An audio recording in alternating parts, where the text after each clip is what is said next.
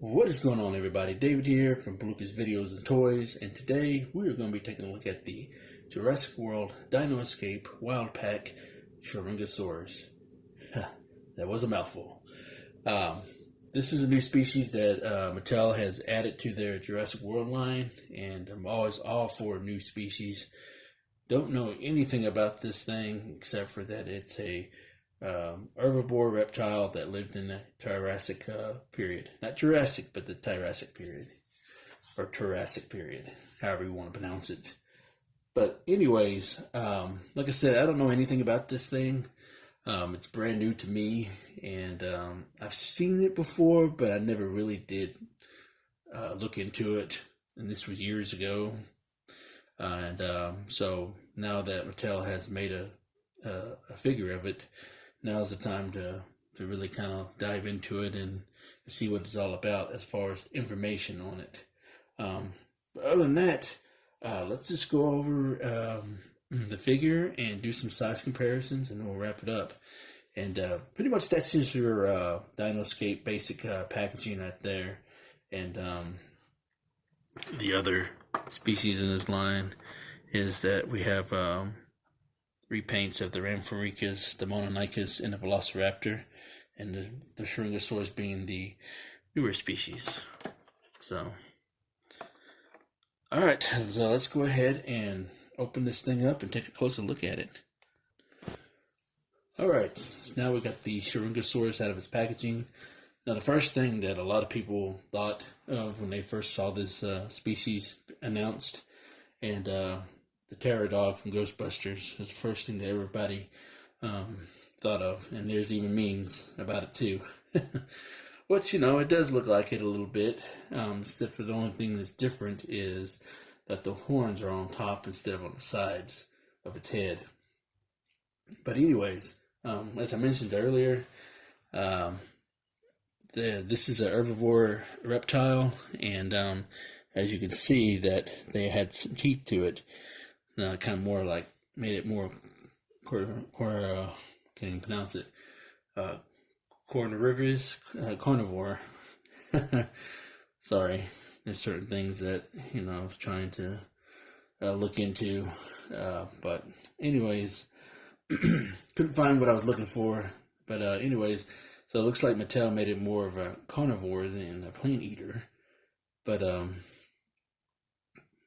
judging by the teeth, so I think they only did that to make it more attractive for kids that want a different species in their collection. But anyways, aside from all of that, I think this is a really well-made dinosaur. You know, as you can tell, the paint scheme goes all the way down here. I do wish, you know, it did go a little bit in the tail, but at least they made it to where it can go all the way down there and just kind of cuts off a little bit right there. So it's like a honey mustard color body with a brownish paint on the neck and back, and also on its face. It also got that cream color on the little bit portion of the neck and under jaw. And other than that, and there is the FACSAP code for anyone that needs it.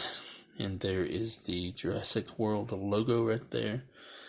But other than that, really like the sculpt of this species. The muscular arm, legs, all the details, the neck and everything. It's got the skin right there. So, but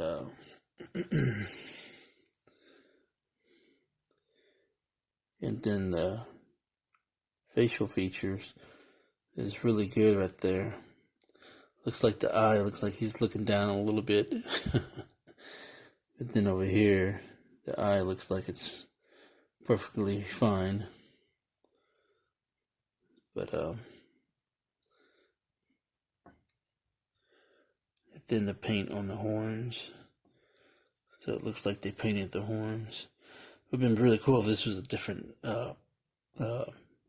plastic that they added for the horns, but they didn't, you know, just one mold. And then the jaw, Nice paint right there in the jaw. So, but it looks like the head sculpt looks like a T-Rex a little bit.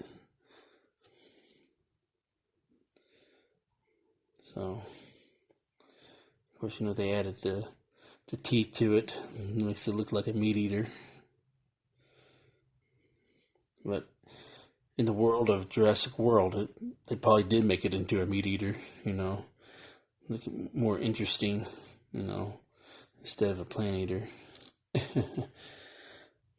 But yeah, so aside from that, you know, just got your basic leg articulation, you know, frontwards and backwards, you know, nothing too fancy. And then for the tail, you know, just all the way around 360. And then the neck articulation goes up and down. So that, of course, the hinge at the jaw.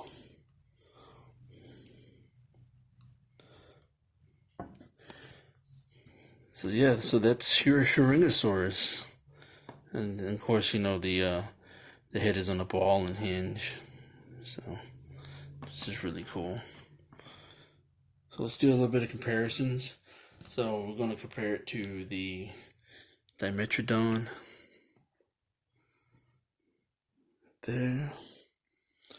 Looks really good. And then we're going to bring out some oldie but the goodie Lost World figures of the Estomanosuchus.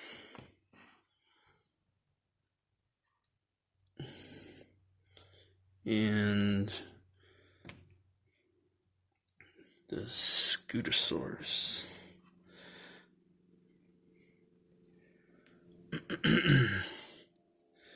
And also, we are going to bring out,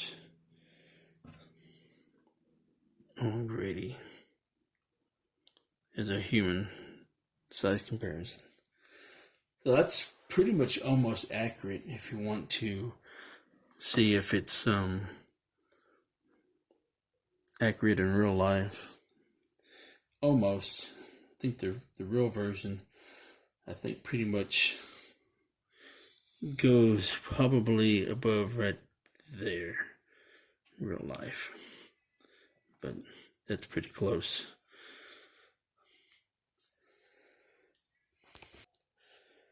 But overall, I really do like this figure. You know, it's a new species that needed to go in the collection, and I'm all about new species, and I can't wait for the newer species that will be coming out in the future. And let me know in the comments what you think about this Shringasaurus. Does it resemble a pterodog to you? And do you like the fact that they made it look like more of a meat eater than a plant eater? You know. Do you have this in your collection? Are you looking to add this to your collection? Let me know.